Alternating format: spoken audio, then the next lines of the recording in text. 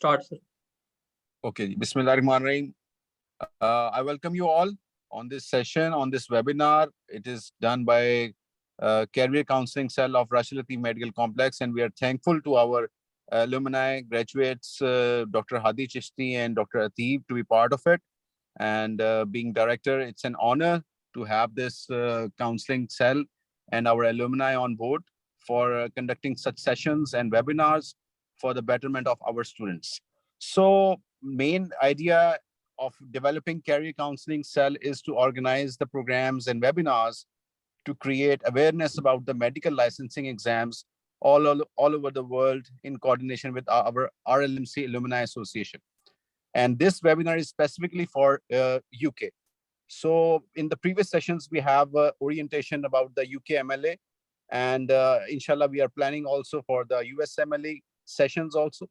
So, and secondly, its main purpose is to encourage students and our graduates and all our students to explore and gather information, which enables them to synthesize, gain competencies, make decisions, set goals, and take actions regarding their career selection.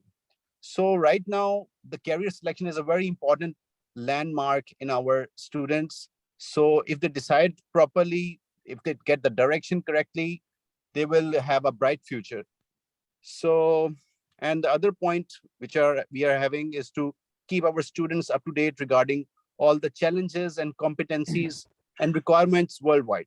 So I'm really thankful to have our alumni to update our students and also to us the latest challenges, the future challenges in UK. So right now, today's session is about the FCPS training and to get their registration or their uh, interaction with the UK system and NHS. So Dr. Hadi, please continue. We are having our guest speaker, Dr. Junaid, here today also. Yes, Dr. Hadi, please. Yes, sir. I would like to welcome Dr. Mudassar, Vice Principal, as well. He's joining us today, and our alumni, Dr. Rabid, as well. So, Dr. Junaid, would you like to start? First, kindly give us a brief introduction about yourself and how you got your GMC registration, and then I'll start your slideshow for your presentation. Okay, thank you so much, Hadi. And first of all, I will say Assalamu alaikum to everybody. My name is Junaid. I'm one of the graduates of the pioneering batch of Rashid Latif Medical College. After completing the graduation, I did my 6 months house job from Services Hospital, and after that, I came back to my own institution, Arif Mamule, where I did the surgery and anesthesia rotation. After that, I got a job in the rural health center in Bukhara, and where I did 1.5 years. And after that, I completed my FCPS, and after that, I applied through CIP, and I got selected in Lahore General Hospital for acute medicine or general medicine training. So I started my general medicine training in the February of 2019, and after 2 years, I gave my IMM, and after passing IMM last year, the CPSP allocated seats for the University Hospital Birmingham for the 2-year program through MTI CPSP scholarship program. And I submitted my documentation, and after that I got the interview, and then after that I cleared the interview, and in July I started my training here in the Heartland Hospital, which is situated in the Birmingham. So that's the brief introduction of mine. So let's start with the presentation. And today I will tell you about the MTI CPSP scholarship program and how can you, who can apply and how can you get into the training and what are the merits and demerits of doing the training here in UK. So if Hadi, if you could. Yeah, start कर दो. So in summary, basically MTI एक pathway है, जिस तरह से दूसरे pathways हैं, PLAB एक pathway है, MRCP और Royal College exams, they are a pathway. इस तरह ही MTI एक pathway है कम लोगों को पता है, कम लोग जानते हैं इसके बारे में, क्योंकि बहुत ज़्यादा एप्लीकेशंस भी नहीं होती। हालाँकि ऑलमोस्ट हर साल इसकी सीट्स अनाउंस होती हैं और ये एक तरह का पाथवे जिसमें हमारे पाकिस्तान के ग्रेजुएट्स यूके आके अपना कुछ पार्ट ऑफ ट्रेनिंग करते हैं और उसके बाद वो वापस जाते हैं, या फिर अगर उन्होंने यहाँ पे कंटिन्यू करना है तो उसके अलग पाथवेज हैं। तो मैं अब इसकी स्टार्ट करता हूँ जुनैद भाई, आपकी give me a second.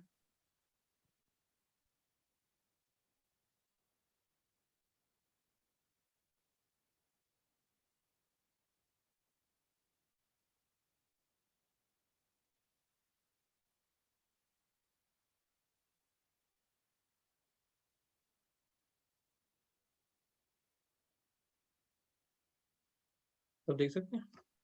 Yeah. Next slides. Next. Okay. Medical Training Initiative is a mutually beneficial scheme that provides junior doctors from all over the world with the opportunity to work and train in the UK, while giving hospitals a high-quality, longer-term alternative to using locums to fill quota gaps. The scheme facilitates GMC registration and Tier 5 visa. So basically, जो MTI program है वो UK government जो है वो NHS है वो offer करती है कि जो इंटरनेशनल मेडिकल ग्रेजुएट्स हैं वो यूके में ट्रेनिंग कर सकते हैं। ये स्पॉन्सरशिप वीज़ा होता है और इसमें किसी भी किस्म की ये जो इंटरनेशनल प्रोग्राम होता है उसमें तो एग्ज़ाम देने की ज़रूरत होती है, लेकिन जो सीपीएसपी के थ्रू है उसमें कोई एग्ज़ाम देने की ज़रूरत नहीं होती। और साथ में इसका टियर 5 का वीज़ा होता है। ये जो टेम्परेरी वीज़ा होता है ये इसमें जो है ना सिर्फ एक ड्रॉबैक ये है कि आप इसमें जो है आईएलआर जो है ना उसके लिए अप्लाई नहीं कर सकते और ये होता भी सिर्फ 2 इयर्स के लिए। अच्छा, through this pathway doctors who are training in their home country can apply for training in different specialties in the UK for a short period of time and then return back to their home country to complete their training. This pathway is ideal for doctors who wish to gain UK experience for a short period of time and then return back home. So basically जो है आपने अगर training start कर दी है तो ये बहुत बड़ी अपॉर्चुनिटी है और बड़ी इजी अपॉर्चुनिटी है कि आप जो है यूके में ट्रेनिंग के लिए अप्लाई कर सकते हैं और वहाँ पे शॉर्ट ड्यूरेशन के लिए ऑलमोस्ट 2 इयर्स के लिए आप ट्रेनिंग करके वापस आ सकते हैं। Next slide.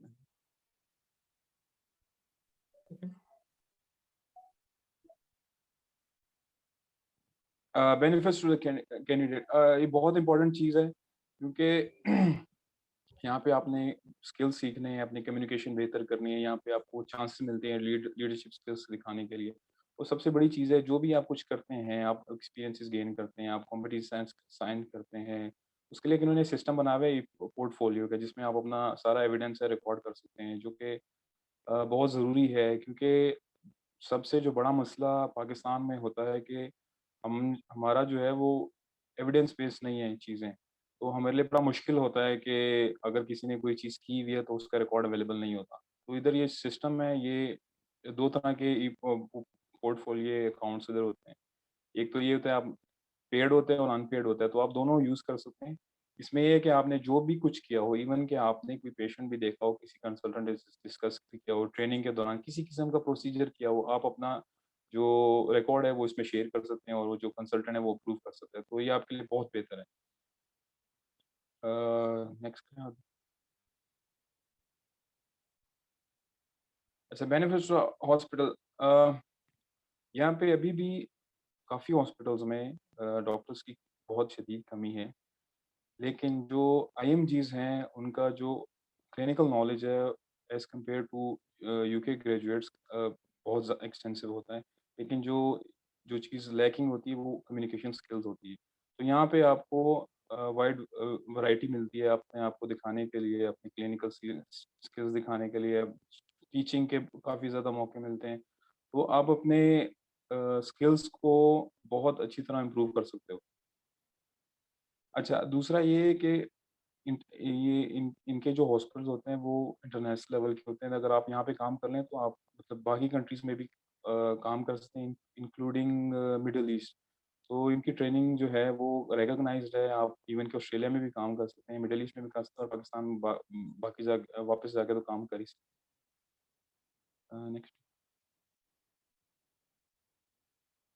अच्छा, एमटीए जो सीपीएसपी के थ्रू स्कॉलरशिप प्रोग्राम है वो कम्प्लीटली डिफरेंट है as compare to the international MTI program. International MTI program में जो है वो आपको एग्ज़ाम देने होते हैं, मेंबरशिप एग्ज़ाम। लेकिन जो सीपीएसपी का प्रोग्राम है इसमें आपने सिर्फ़ जो है अपना जो नॉर्मल है कि आपने पार्ट 1 दिया, आपने ट्रेनिंग स्टार्ट की, ट्रेनिंग के 2 साल कंप्लीट किए, उसके बाद आईएमएम दे दिया। मतलब वो नेचुरली है, उसमें ये नहीं है कि आपने कोई एक्स्ट्रा चीज़ देनी है, तो वो ये बड़ा ईज़ी एग्ज़ाम है। तो it's a national scheme designed to allow a small number of doctors to enter the UK from overseas for a maximum of 24 months, so that they can benefit from training and development in the NHS services before returning before their home countries. CPSP has gone great lengths to develop this program for those doctors registered with CPSP to be trained in UK and Ireland for a maximum of 2 years before returning back to Pakistan. A process they call brain gain, not brain drain. अच्छा ये बड़ा ज़रूरी है क्योंकि जो initially जब इन्होंने programme start किया था उस टाइम पे जो है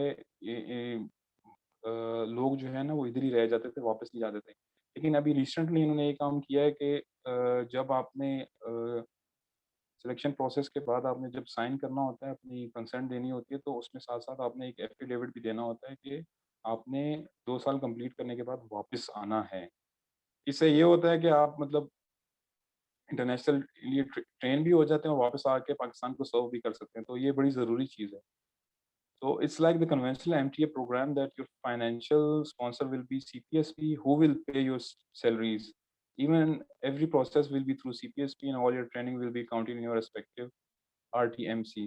तो जो भी आपकी जो ट्रेनिंग रह जाएगी, अगर आपने फ़र्ज़ करें 3 साल के बाद आ जाए, अगर साढ़े 3 साल के बाद आ जाए, तो जो ट्रेनिंग रह जाएगी वो ट्रेनिंग भी काउंट होगी और जो आपको फंडिंग देंगे वो फंडिंग थ्रू सीपीएसपी होगी। आपको यहाँ के जो ट्रस्ट्स हैं वो आपको पे नहीं करेंगे, आपकी जो सैलरी होती है वो सीपीएसपी के थ्रू ही आती है और टैक्स फ्री सैलरी होती है, उसपे आपको टैक्स नहीं देना पड़ता। अच्छा यहाँ पे इनिशियली 2 या 3 जो है ना सिटीज़ में इन्होंने अपना जो है ये प्रोग्राम शुरू किया था, लेकिन अभी वो आहिस्ता-आहिस्ता बढ़ा रहे हैं। अब ऑलमोस्ट 6 जो है ना बड़े सिटीज़ में इन्होंने स्टार्ट कर दिया है। जो सबसे बड़ा है वो university Birmingham hospital NHS trust है, उसके अंडर जो है ना 4 बड़े मेन हॉस्पिटल्स आते हैं, जिसमें क्वीन एलिज़ाबेथ हॉस्पिटल है। ज़्यादातर लोगों को क्वीन एलिज़ाबेथ का पता होगा कि मतलब वहाँ पे अगर आपको याद हो कि वहाँ पे जब मलाला को वो गोलियाँ लगी थी तो उसको यहाँ पे लेके आए थे, तो फिर यहाँ पे उनका इलाज हुआ था। तो क्वीन एलिज़ाबेथ इस लिहाज से काफ़ी है ना नामी-गिरामी अस्पताल है। लेकिन मैं रह रहा मैं मेरी जो ट्रेनिंग है वो हार्टलैंड हॉस्पिटल है, वो सेकंड बिग हॉस्पिटल है as compare to Queen Elizabeth hospital. But ये है कि जो हार्टलैंड हॉस्पिटल है, ये भी मतलब जो पूरा यूके उसमें से one of the big hospitals में कंसिडर होता है। साथ-साथ बाकी हॉस्पिटल हैं, Dudley group of and hospital trust हैं, वॉल्शियल हेल्थ केयर है, लीड्स टीचिंग हॉस्पिटल ट्रस्ट है, हल and Yorkshire and Russell and हल है। जो सबसे ज़्यादा मेन जो ज़्यादातर जो सीट्स आती हैं, वो यूनिवर्सिटी हॉस्पिटल बर्मिंघम की आती हैं, बाकी की है ना एज़ कम्पेयर टू कम आती हैं। ये बेसिकली स्टार्ट किया था 2017 में, लेकिन अभी एट प्रेज़ेंट जो यूनिवर्सिटी हॉस्पिटल बर्मिंघम उसमें 168 जो है ना वो अभी तक डॉक्टर्स जो है ना वो ट्रेनिंग ले रहे हैं एट प्रेज़ेंट। नेक्स्ट वाली। अच्छा, इसमें स्पेशलिटीज़ के लिहाज से तो जूनियर की भी हैं, सीनियर की हैं, लेकिन मोस्टली जो ज़्यादातर अ, जो बल्क है वो डॉक्टर्स का वो ज़्यादातर एक्यूट मेडिसिन में और जनरल मेडिसिन और साथ में जनरल सर्जरी में है। तो बाकी स्पेशलिटीज़ में भी आते हैं, लेकिन वहाँ पे एक तो लिमिटेड नंबर ऑफ सीट्स होती हैं और कॉम्पिटिशन काफ़ी ज़्यादा होता है। जिस तरह कुछ सीट्स हैं वो जूनियर फेलोशिप पे नहीं आती और कुछ सीट्स हैं वो सीनियर फेलोशिप पे नहीं आती। लेकिन अगर आप एक्यूट मेडिसिन में या जनरल मेडिसिन में या जनरल सर्जरी में, तो आपके ज़्यादा चांसेस हैं यहाँ पे आने के एज़ कम्पेयर टू दो स्पेशलिटीज़ जिसमें जो है वो नंबर ऑफ सीट्स कम है और वहाँ पे कॉम्पिटिशन ज़्यादा है। तो मेनली यहाँ पे सारी स्पेशलिटीज़ हैं जो कि एक बड़े हॉस्पिटल में होनी चाहिए। Medicine, surgery, orthopaedic, gynae, cardio, gastro, respiratory medicine, even haematology भी। नेक्स्ट वाली।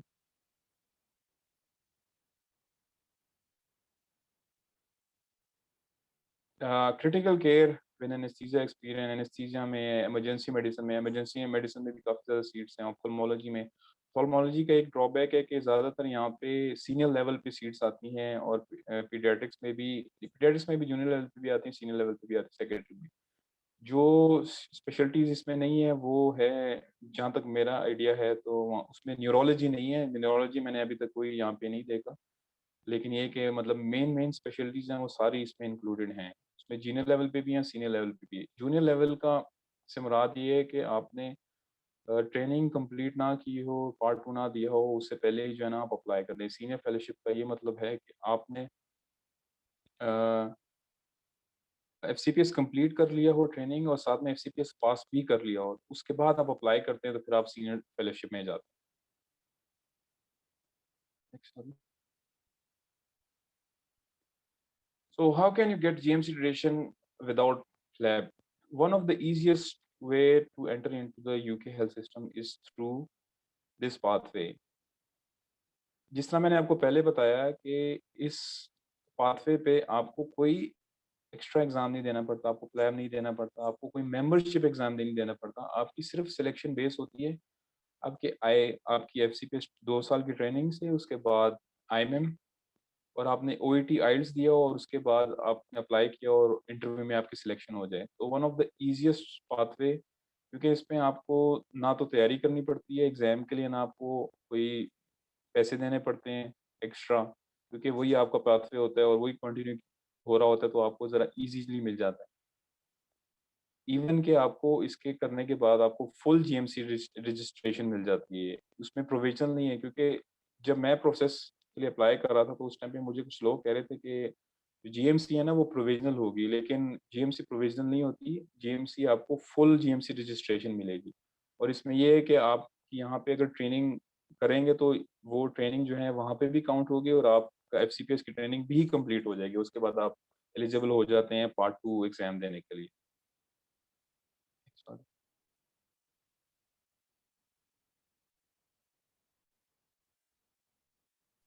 Nish, there are a few questions. Would you like to take them now or at the end? Yeah, sure. No, sure, I can take them. तो एक question है, we get GMC registration, so अगर हम remaining training complete करें और पाकिस्तान वापस जाएं, फिर वापस यूके आएं, तो फिर कौन से लेवल की जॉब मिलेगी? मतलब just wanted to discuss the levels. अच्छा, यहाँ पे ये है कि जब आप सीनियर लेवल पे आते हैं तो सीनियर लेवल पे आपको रजिस्ट्रार की जॉब मिलती है, लेकिन उसमें ये होता है कि आपको फर्स्ट 6 मंथ जो है वो जूनियर लेवल पे काम करना पड़ता है, क्योंकि आपको इस सिस्टम का अंदाज़ा नहीं होता, सिस्टम कैसे काम करता है, आपको इतना कॉन्फिडेंस भी नहीं होता। तो स्टार्ट में आपको जितने भी यहाँ पे ट्रस्ट हॉस्पिटल हैं जो कि सीपीएस की स्कॉलरशिप करवाते हैं, उसमें आपको 6 मंथ की जूनियर लेवल पे काम करना पड़ेगा, यानी एसएचओ लेवल पे काम करना पड़ेगा। उसके बाद आपने एज अ रेज लेवल के पे काम करना पड़ेगा। लेकिन जो लोग जूनियर लेवल पे आते हैं वो एसएचओ लेवल पे ही काम करते हैं 2 साल के अंदर। लेकिन अगर आप उनको दिखाओ कि भई आप जो है ना एफिशिएंट हो, आप अपने काम में अच्छे हो, आपको ट्रेनिंग अच्छी है, आप ट्रेनिंग अच्छी कर रहे हो, तो वो आपको बेस्ड ऑन योर परफॉर्मेंस आपको वो प्रमोट कर सकते हैं रजिस्ट्रार लेवल पे।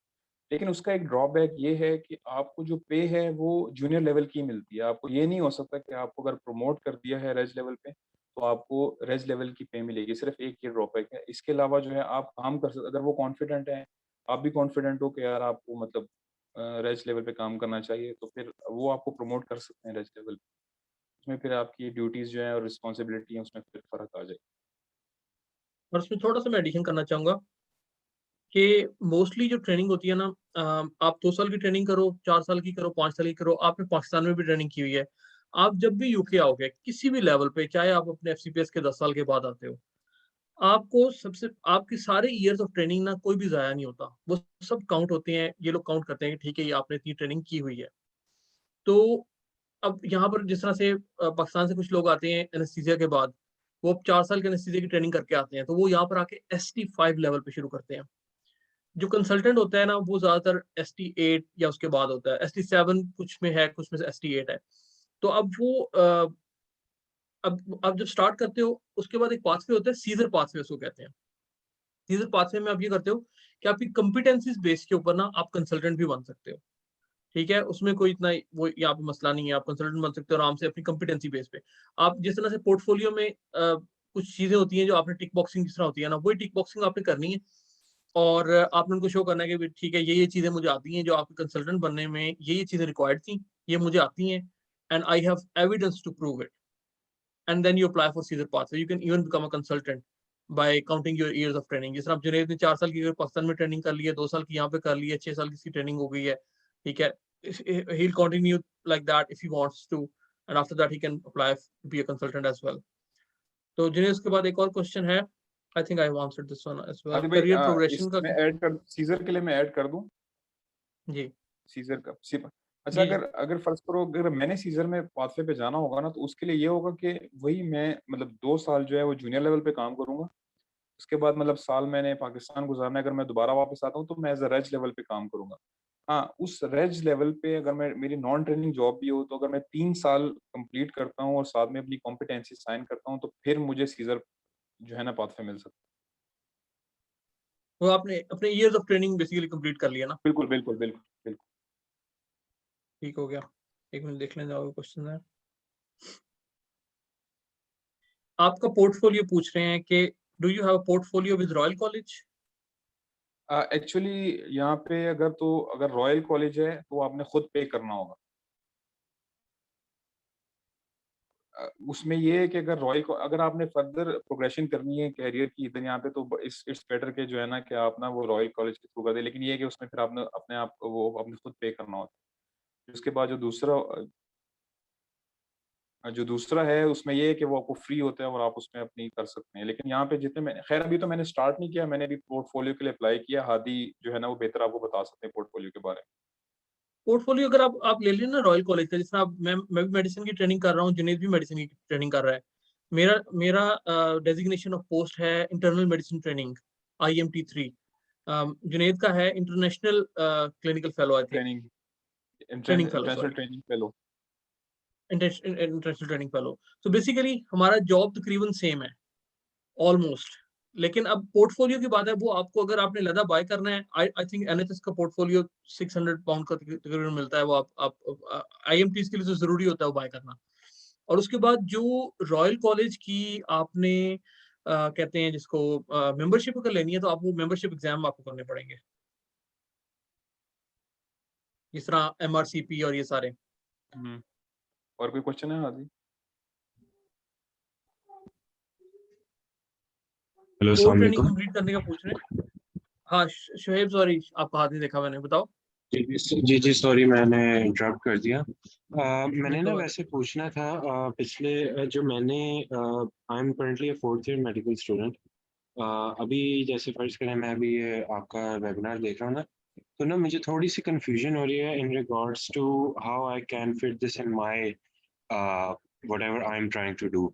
जैसे देखिए, मेरा अभी मैं ग्रेजुएट हूँगा, उसके बाद आई एम ऑब्वियसली उसके बाद house job I am planning to do in UK। तो उसके बाद फिर ऑब्वियसली फिर CS वाले पाथवे से जाके, कोर सर्जिकल ट्रेनिंग वाले पाथवे से जाके आगे फिर हम ST में मैच करते हैं। तो this is what I heard about. तो ये जो है मुझे समझ नहीं आ रही, ये इस किसी चीज को बाईपास करेगा या मुझे ना इसका लिंक नहीं समझ आ रहा अभी, क्योंकि अच्छा यूके के हिसाब से किस चीज को बाईपास कर देता है। हाँ जी। अच्छा जो मैं इसका जवाब हादी मैं इसका जवाब दे दूं? जी, यस यस यस। अच्छा, इसमें ये सीन है कि जो हम एक तो हमारा जो पिछला ट्रेनिंग है वो काउंट होता है, वो एक्सपीरियंस काउंट होता है। हम जो इधर 2 साल कर रहे होते हैं वो एज अ कोर ट्रेनिंग होते हैं। अगर इसके बाद हमने स्पेशलिटी में जाना है, तो फिर स्पेशलिटी के लिए हमें सारी रिक्वायरमेंट्स पूरी करनी होंगी और फिर अप्लाई करना होगा। उसमें मेंबरशिप एग्जाम्स बहुत ज़रूरी हैं और साथ में कॉम्पिटेंसीज बहुत ज़रूरी हैं। तो ये जो 2 साल होंगे ना, ये एज अ कोर ट्रेनिंग जो है ना उसमें फॉल करेंगे। तो कोर ट्रेनिंग के बाद अगर आपकी कॉम्पिटेंसीज पूरी हैं, अगर आपने जो इनकी रिक्वायरमेंट है पोर्टफोलियो मेंटेन किया हुआ है, आपने QIPs की हुई हैं, आपने ऑडिट्स किए हुए हैं, आपका मेंबरशिप एग्जाम इंक्लूडिंग जो है आपका बेसिस क्लियर है, फिर आप एलिजिबल होते हैं अप्लाई करने के लिए। उसके बाद आप अप्लाई कर सकते हैं और उसके बाद आपको स्पेशलिटी ट्रेनिंग में मिल सकती है। तो ये जो प्रोग्राम है, ये जो वो कोर ट्रेनिंग है ना, उसको बाईपास कर उस उसके लेवल पे है ये। उम्मीद है आपको जो है ना समझ कंफ्यूजन दूर हो जाएगी इस बात। और एक छोटी सी चीज और मैं ऐड करूं कि ये कोर ट्रेनिंग को तो अच्छा मतलब बाईपास आपको कर रहे ये हैं, लेकिन एमआरसीएस देना पड़ता है, राइट सर? जी, जी, इसमें जी। फिर एमआरसीएस अगर आपने नहीं, सर्जरी आपको की स्पेशलिटी ट्रेनिंग लेनी है ना, तो उसके लिए आपको एमआरसीएस देना पड़ेगा। तो फिर आपको बिल्कुल। स्पेशलिटी ट्रेनिंग में बुलाओ। बेसिकली आपको स्ट्रक्चर एक थोड़ा सा बता दूं, एक मिनट। स्ट्रक्चर ये है मेरे भाई कि आप सबसे पहले करते हो अपना कंप्लीट करते हो, उसके बाद आप करते हो हाउस जॉब। यहाँ पे हाउस जॉब में 2 साल की उसको फाउंडेशन ट्रेनिंग कहते हैं, ईयर 1 एंड ईयर 2। उसके बाद आप करते हो 2 या 3 साल की कोर ट्रेनिंग डिफरेंट फील्ड में। मेडिसिन में 3 साल की है, वैसे 2 साल की होती है सर्जरी वगैरह में।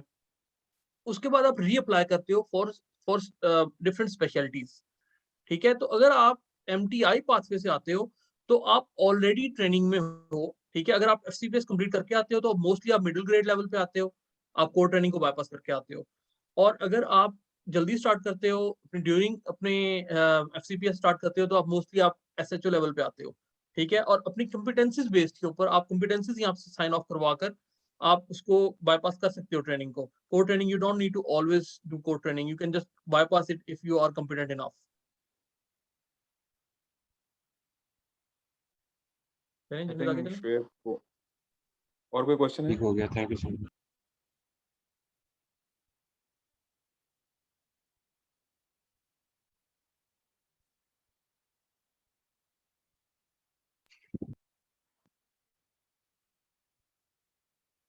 जी जुनेद।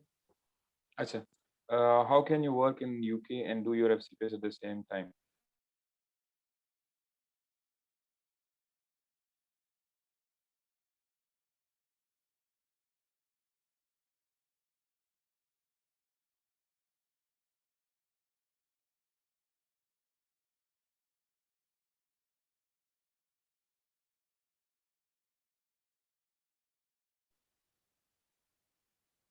आई थिंक जुनेद का स्टॉप हो गया।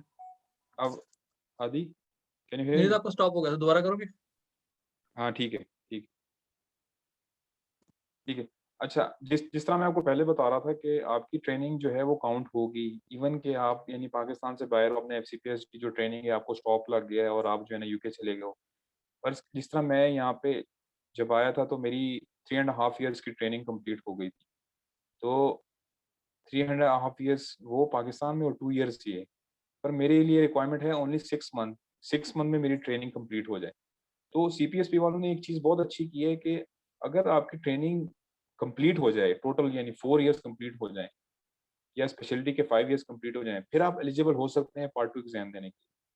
अब मेरी जो है ट्रेनिंग फ़ेब में कंप्लीट हो जाएगी एफसीपीएस की 4 साल की। लेकिन मेरे पास ये ऑप्शन है कि इवन के फ़ेब के बाद मैं अपना पार्ट 2 का एग्ज़ाम दे सकता हूँ। उसके लिए ये होगा कि उसके लिए मुझे पाकिस्तान जाना पड़ेगा एग्ज़ाम देने के लिए। लेकिन ये उन्होंने एक अच्छी ऑप्शन दी है कि मुझे मतलब 2 साल वेट नहीं करना पड़ेगा कि मैं 2 साल वेट करूँ, ये वाली ट्रेनिंग कंप्लीट करूँ, फिर मैं पाकिस्तान जाऊँ और फिर मैं क्या नाम है पार्ट 2 के एग्ज़ाम दूँ। तो इन्होंने एक अच्छी चीज़ की है कि मेरी जो है ना ट्रेनिंग भी कंप्लीट हो जाएगी और मुझे पार्ट 2 देने के लिए अपना टाइम भी ज़ाया नहीं करना पड़ेगा और मुझे मतलब यूके में रह के भी जो है ना मैं पार्ट 2 दे सकता हूँ। और एक छोटी सी चीज मैं और ऐड करूं, बहुत सारे लोगों को मैंने ये देखा है वो कर रहे होते हैं जब अपना एफसीपीएस कंप्लीट कर रहे होते हैं ना यहाँ पर इन 2 इयर्स में, वो अपना एमआरसीपी कंप्लीट करते हैं काफी लोग। Is that right Junaid? हाँ। जी, बिल्कुल, बिल्कुल। मेरा भी यही इरादा है एमआरसीपी देने का, जो भी नेक्स्ट अटेम्प्ट आएगी मेरा इरादा है देने का। एक अच्छी चीज़ ये है कि यहाँ पे एक तो एनवायरनमेंट है अच्छा कि आपकी जो लर्निंग है वो अकॉर्डिंग टू द गाइडलाइंस ही होती है, जो भी हम लोग मतलब एमआरसीपी के लिए पढ़ते हैं। और एक और चीज़ ये है कि यहाँ पे आपको स्टडी लीव भी मिल सकती है, इवन कि आपको एमआरसीपी एग्ज़ाम ये मेरे ख्याल से हादी आप बेहतर बता सकते हैं कि यहाँ पे अगर आपने फर्ज़ करें एग्ज़ाम देना तो आपको स्टडी लीव इत स्टडी लीव्स इतनी ज़्यादा तो नहीं होती, लेकिन ये है कि जो भी limited amount of study leave मिल सकती है, उसमें जो है ना आप एग्ज़ाम की प्रिपरेशन कर सकते हैं। दूसरा एक एंड और आई चीज़ थिंक है अच्छी कि खासी होती है जुनेद, ऑलमोस्ट 30 पर ईयर होती हैं स्टडी लीव फॉर ट्रेनीज। हमारे हाँ, नहीं हमारे प्रोग्राम में ना सिर्फ़ 10 हैं, हमारे प्रोग्राम में कम है। और एक और चीज़ ये है कि जो एमआरसीपी की फ़ीस है ना एज़ कम्पेयर टू पाकिस्तान कम है। मेरे ख़्याल से ऑलमोस्ट 200 पाउंड का जो है ना वो फ़र्क होता है कि 200 पाउंड कम होती है पाकिस्तान से। तो ये एक अच्छी चीज़ है कि आपको ना एक वो ट्रेनिंग प्रोग्राम ही ऐसा है कि आप जो है ना आपकी लर्निंग अच्छी होती है, उसके बाद आपको मतलब ये फैसिलिटेट भी करते हैं फाइनेंशियली भी, और आपको टाइम भी देते हैं ताकि आप एग्ज़ाम जो है ना क्लियर कर सकें। पाकिस्तान से पेसिस की जो है ना, वो तो हाफ है ऑलमोस्ट पाकिस्तान से। यूके जी, में जी, ऑलमोस्ट बिल्कुल। 657 है और पाकिस्तान में 1200 समथिंग है। 1200 समथिंग है, और एक और चीज़ ये है कि पेसिस पेसिस का जो पाकिस्तान में इश्यू है कि आपको सीट्स नहीं मिलती। तो यहाँ पे यूके में एक अच्छी चीज़ है कि यहाँ पे यूके में रह के आपको पेसिस की सीट मिल जाती है। एक मेरे कॉलीग हैं, वो भी मेरे साथ ही आए हुए हैं। उनको जो है ना मतलब डाइट मिल गई है, मतलब सीट मिल गई है, जो इनका ड्यूरेशन होता है जनवरी, फरवरी, मार्च में। तो वो अभी उन्होंने तैयारी स्टार्ट कर दी है, और उन्होंने मतलब एमआरसीपी 1-2 इधर आने से पहले ही क्लियर कर लिया था। तो उसके लिए बड़ा अच्छा है कि तो एमआरसीपी भी क्लियर है और बेसिस भी इसका क्लियर हो जाएगा। तो एक बड़ी अच्छी चीज़ है आगे जाने के लिए, आगे स्पेशलिटी में अप्लाई करने के लिए। नेक्स्ट करें हम। So how can you get your FCPS training in UK? अ, यहाँ पे ट्रेनिंग जो है, आप चाहे F1 लेवल पे कर रहे हो, F1 यानी जैसे यहाँ पे पाकिस्तान में हाउस जॉब होती है, F2 लेवल पे कर रहे हो, तो यहाँ पे 2 साल होती है house job. Core training level पे कर रहे हो, IMT1, IMT2, या आप नॉन ट्रेनिंग जॉब कर रहे हो SHO पे। यहाँ पे सारे जो है ना एक ही लेवल पे काम करते हैं। जो आपकी जॉब रिक्वायरमेंट्स होती हैं, वो दूसरे डॉक्टर्स की भी जॉब रिक्वायरमेंट्स वही होती है, अनटिल और अनलेस जो आप रेज लेवल पे काम कर रहे हो। इसके अलावा जो है आपने जूनियर लेवल पे ही काम करना है। जिस तरह मैंने आपको बताया कि F1 level, F2, non training SHO, IMT1, IMT2, तो उसी लेवल पे ही आपने काम करना है, ये नहीं हो सकता। और सबसे बड़ी चीज़ ये है कि ड्यूटी आवर्स भी आपके सेम होंगे जिस तरह बाकी जूनियर डॉक्टर्स के। ये नहीं हो सकता कि आप क्योंकि जो है ना वो स्कॉलरशिप पाथवे पे आए हैं, तो आपके जो वर्किंग आवर्स हैं वो डिफरेंट होंगे। यहाँ पे सेम वर्किंग आवर्स हैं एज़ जूनियर लेवल पे भी और सीनियर लेवल पे भी। हाँ, so how to maximise your chances getting selected for MT scholarship program? बहुत ज़रूरी है, क्योंकि जब आप एप्लीकेशन के लिए अप्लाई करते हैं, तो वो जो एप्लीकेशन है उसकी स्क्रूटनी होती है। स्क्रूटनी पाकिस्तान सीपीएसपी भी होती है, और फिर वो अपनी जो सारी जो है ना डॉक्यूमेंटेशन वो यहाँ पे भी भेजते हैं, इधर ट्रस्ट में भी। तो वो गो थ्रू करते हैं कि इसके क्रेडेंशियल्स काफ़ी अच्छे हैं, ताकि उसके मैक्सिमम चांसेस हों सिलेक्शन के लिए। तो आपकी बहुत सीवी बहुत मैटर करती है, अगर आपने रिसर्च की हो, पब्लिकेशन की हो, ऑब्जर्वरशिप की हो, इलेक्टिव्स की हों। आज एग्ज़ाम जिस तरह मेंबरशिप एग्ज़ाम है, वो मैटर नहीं करता, लेकिन अगर आपने ऐड ऑन किया हो तो एक मतलब आपकी सीवी में एक अच्छा इंप्रेशन पड़ता है कि आपने जो है ना कोई आप इसके लिए जो है ना आपने कोई मेहनत की है, और आप आगे भी आप मतलब एमआरसीपी करोगे तो आगे आपका यानी यूके में ट्रेनिंग परस्यू करने का काम। बाकी बेहतर यही है कि आप आईएमएम एग्ज़ाम से पहले ही आपका आइल्स या ओईटी क्लियर हो जाए, क्योंकि विंडो बहुत छोटी होती है। जब सीट्स आती हैं तो सीट्स जो है ना अक्सर पता नहीं चलता लोगों को, और सीट्स जो है ना चली जाती हैं, और फिर एंड पे जो है ना वो बड़ा टाइम होता है। दूसरा ये कि ओईटी और ख़ास तौर पे ओईटी, क्योंकि मैंने ओईटी दिया था, तो उसमें स्लॉट्स का बड़ा मसला होता है, क्योंकि आपको टाइम मिलता है, टाइम बड़ा लेट मिलता है ओईटी एग्ज़ाम का। तो इस बेहतर ये है कि अगर आपने प्लान करना है तो आप ओईटी कोशिश करें कि आईएमएम से पहले दे दें, और दूसरा ये कि उसकी ड्यूरेशन 2 इयर्स की है, तो आपको मसला नहीं होगा। 2 इयर्स के दौरान जो है ना वो अक्सर सीट्स आती रहती हैं, तो आपको अप्लाई करने के लिए मसला नहीं होगा। 2 से 3 साल पहले ऐसा होता था कि आप बगैर एग्ज़ाम ओईटी, आइल्स के एग्ज़ाम के आप अप्लाई कर लेते थे, लेकिन बाद में जब आप क्लियर हो जाता तो आप दोबारा दे सकते थे। लेकिन अब इन्होंने ऐसे किया है कि आप जब तक आपने ओईटी या आइल्स क्लियर ना किया हो, तो आप अप्लाई नहीं कर सकते। सीपीएसपी लॉगबुक भी वही है कि आपने जो है ना अपनी जो भी मेडिकल केसेस देखते रहते हैं, तो आप कोशिश ये है कि आपको उसको मेंटेन करें। इससे ये होता है कि जब आपकी एंट्रीज जो है ना, एक तो वो जो आईएमएम की जो एलिजिबिलिटी है उसके लिए भी अब पूरा हो जाता है। दूसरा है कि आपको आगे भी फायदा होता है कि आपकी जो है ना सिलेक्शन प्रोसेस जो है ना स्मूथली हो जाती है। और उसके बाद आईएमएम जो कि सबसे बेसिक एग्जाम है, वो आपने वैसे भी क्लियर करना है, तो उसके लिए सबसे ज़्यादा ज़रूरत है। बाकी गुड स्टैंडिंग विद सीपीएसपी, इसका यही मतलब है कि आपने कोई मतलब आप पे कोई चीज़ किसी ने जो है ना वो ऑब्जेक्शन ना लगाया, तो इसका मतलब है आप गुड सीपीएसपी के साथ आप ठीक चल रहे हो।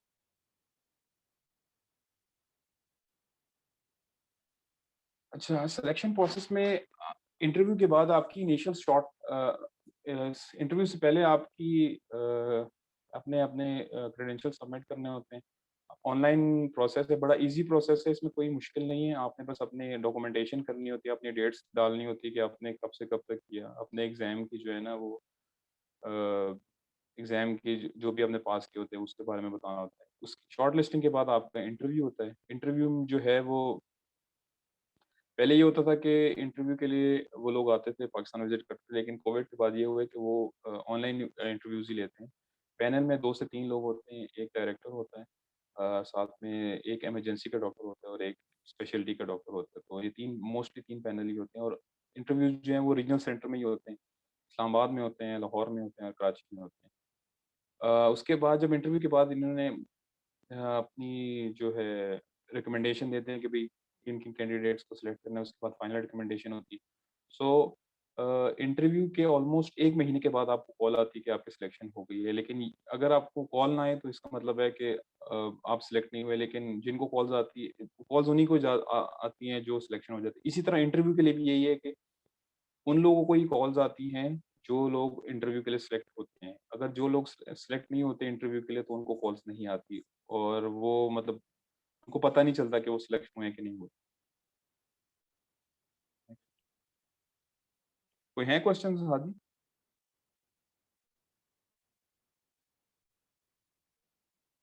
हादी क्वेश्चंस हैं? मैं देखता हूँ इसमें।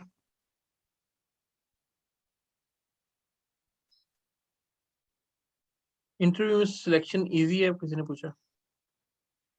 इजी ये बड़ा सब्जेक्टिव क्वेश्चन है, इसमें कमेंट नहीं कर सकते, लेकिन इंटरव्यू इतना मुश्किल नहीं होता। इंटरव्यू में सिर्फ आपको एक एक तो आपकी थिंकिंग को वो जाँचते हैं और आपकी कम्युनिकेशन स्किल्स कैसी हैं। दूसरा आपको सिर्फ एक सिनेरियो देते हैं और बड़ा बेसिक सिनेरियो होता है।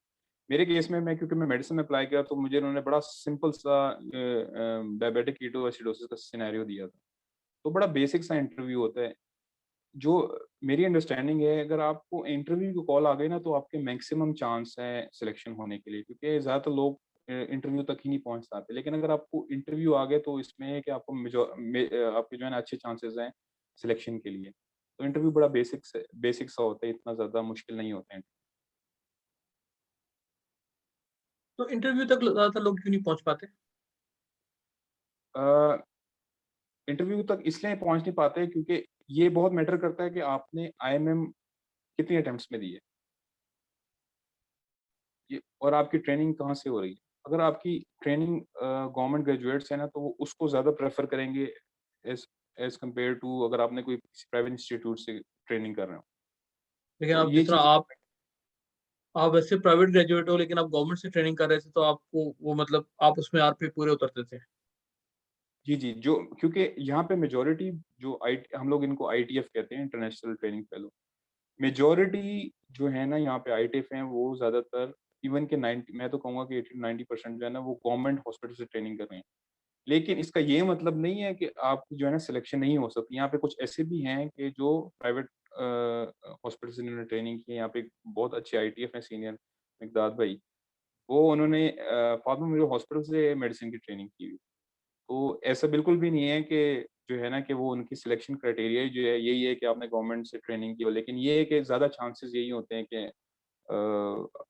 अगर किसी ने गवर्नमेंट से किया हो तो उसके चांसेस ज़्यादा आई होते हैं। Think it will be competency based more of the like, हम कह सकते हैं इन जनरल ज्यादातर गवर्नमेंट के जो ट्रेनीज होते हैं, ग्रेजुएट्स नहीं, I mean government medical trainee college जो गवर्नमेंट ट्रेनीज ट्रेनी होते हैं नॉट उनकी ग्रेजुएट। ट्रेनिंग थोड़ी सी बेहतर होती है, क्योंकि क्योंकि पेशेंट लोड ज्यादा देखा क्योंकि होता है उन्होंने, डिफरेंट टाइप्स देखी ऐसे ही होती हैं। बिल्कुल बिल्कुल एग्जैक्टली ये इवन के सीपीएसपी को भी इसका आइडिया होता है और साथ में जो इधर ट्रस्ट हॉस्पिटल है ना उनको भी ये होता है कि आपने ट्रेनिंग किस हॉस्पिटल से की है। तो ये फैक्टर भी इंक्लूडेड है फॉर सिलेक्शन। लेकिन अगर आपने किसी अच्छी जगह से की है, फॉर एग्जांपल किसी ने गायनी ऑप्स की ट्रेनिंग है राशिद लतीफ से की हुई है या हमीर लतीफ से की हुई है, तो that's a good place. That's a या वेरी आगा गुड खान से प्लेस। किसी ने की हुई है, आगा खान से किसी ने दैट्स की अ हुई वेरी है, good that's a good place. Place as well. That's a very क्योंकि क्योंकि यूके के जो ट्रस्ट है उनको तो इतना नहीं पता। सीपीएसपी आगे कन्वे करती है, अच्छा ये अच्छे अच्छे हॉस्पिटल्स हैं, इसमें वर्कलोड अच्छा है, इसमें जो है ना ग्रेजुएट्स हैं ना वो आगे भी गए हुए। तो ये बहुत मैटर करता है कि आपने जो है ना ट्रेनिंग जो है ना किस हॉस्पिटल से कर रहे हैं। लेकिन आई वुड से ये कि मैं डिस्करेज अच्छी ट्रेनिंग आपने की हो, चाहे जिस भी हॉस्पिटल, चाहे वो प्राइवेट हो या गवर्नमेंट हो। जिस तरह हमीर लतीफ इज बिल्कुल वेरी गुड बिल्कुल for gynae, may be anaesthesia as बिल्कुल वेल। कॉल एसोसिएट्स के मैंने काफी लोग देखे हैं यहाँ पर। कॉल एसोसिएट्स के लोग एनेस्थीसिया वाले काफी आते हैं यहाँ पर, वो एमटीए के बगैर भी आते हैं काफी। तो वो मिलती वगैरह में, उस सब में जो है। एग्जैक्टली, लेकिन मैं ये बिल्कुल भी नहीं कह रहा कि आपकी सिलेक्शन हो नहीं सकती। आपकी जो है ना, अगर सही। आपने किसी ऐसे इंस्टीट्यूट से भी किया हो कि मतलब वो मतलब उसमें ट्रेनिंग जो है ना इतनी ज़्यादा अच्छी ना हो, लेकिन उसमें भी चांसेस हैं आपके आगे जाने के लिए। लेकिन उसमें ये है कि फिर आपने फिर अपनी सीवी मेंटेन करनी है, आपने मेंबरशिप एग्ज़ाम पास करना है। क्योंकि अल्टीमेटली अगर आप इधर आ रहे हैं तो आपने यहाँ पे भी मेंबरशिप एग्ज़ाम देना ही है, तो इससे बेहतर नहीं है कि आप जो है ना उधर पाकिस्तान में रह के मेंबरशिप एग्ज़ाम दे दें। और आई थिंक अगर किसी ने एमआरसीपी पार्ट 1 या 2 किया, I think that will be a very positive point. What do you think? बहुत पॉजिटिव है। यहाँ पे अक्सर थे जो इंटरव्यू मेरे साथ आए थे, उनके एमआरसीपी कुछ के 1 भी क्लियर था, कुछ का 2 भी क्लियर हुए हुए थे, तो उनके वो सिलेक्ट भी हो गए थे। हम्म। तो इट्स अ गुड चांस कि आप आपने अगर कोई भी मेंबरशिप एग्ज़ाम क्लियर किया हो, इवन कि एमआरसीएस भी क्लियर किया हो, तो आपको ना ज़्यादा चांसेस हैं यहाँ पे आने सिलेक्शन के लिए। जुनैद, तुम्हारे ख्याल में अंदाजन कितने लोग होंगे जिन्होंने अप्लाई किया होगा और कितनों को मिली ट्रेनिंग तुम्हारे ईयर में? यार मेरे ख्याल से अगर 10 लोगों ने अप्लाई किया है ना, तो 10 में से 6 से 7 लोगों को मिली, ट्रेनिंग मिली। सही। सही। क्योंकि इस प्रोग्राम के बारे में लोग बहुत कम जानते जानते नहीं है लोग, ये बहुत बड़ा इशू है वाकई। इवन इवन के मैं इवन के जनरल हॉस्पिटल से ट्रेनिंग कर रहा था, वहाँ पे किसी को कुछ नहीं पता था, इवन के मेरे वार्ड में, और बड़ा अच्छा वार्ड था मेरा। अ, उसमें भी किसी को कोई ट्रेंड नहीं था, किसी को बताने वाला नहीं था, कोई जानने वाला नहीं था। इवन के मैंने भी मुझे किसी ने बताया नहीं था, मैंने फेसबुक पोस्ट देखी थी, तो तब मुझे पता चला था कि हाँ, भई इस तरह की सीट्स आती हैं। फिर मैंने अप्लाई किया था। फिर मैंने इसके बारे सही। में इन्फॉर्मेशन गैदर की थी, और इन्फॉर्मेशन बड़ी लिमिटेड थी उस टाइम। तो हम्म। मेरा जहाँ तो ख़्याल है कि कम लोगों को पता है, इसलिए जो है ना कॉम्पिटिशन अभी भी जो है ना इतना ज़्यादा नहीं है। मेजॉरिटी लोग सिलेक्ट हो जाते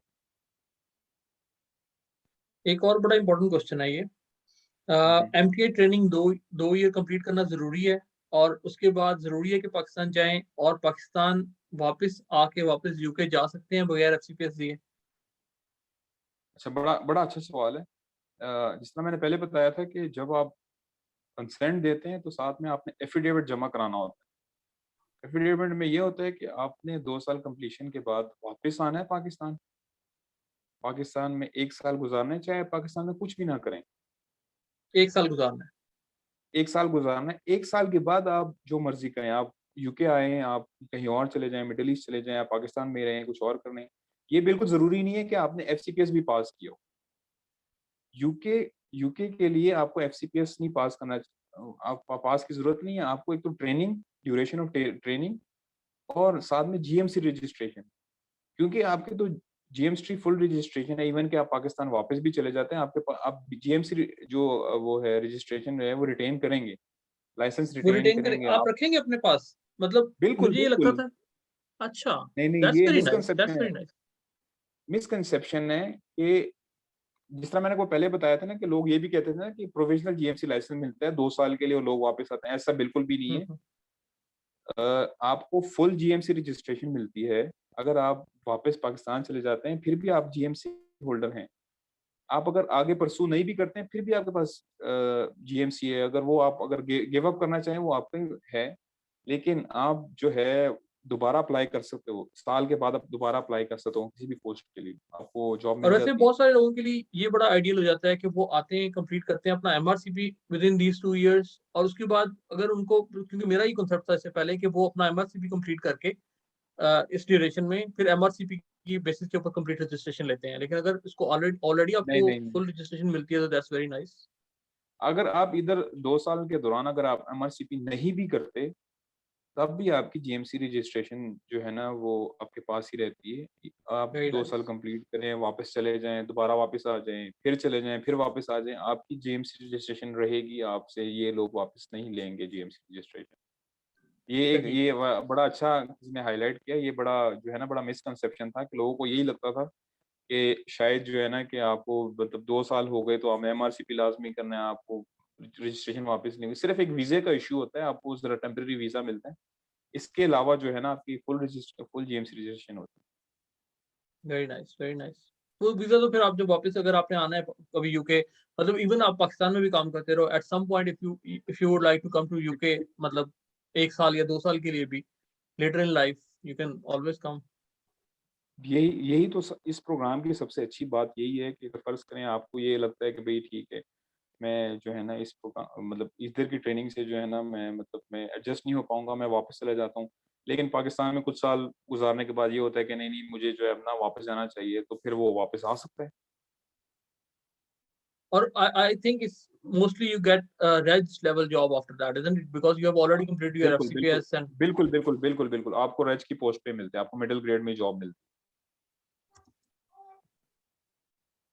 यही सवाल। है। नेक्स्ट पे और है चलिए। क्वेश्चन?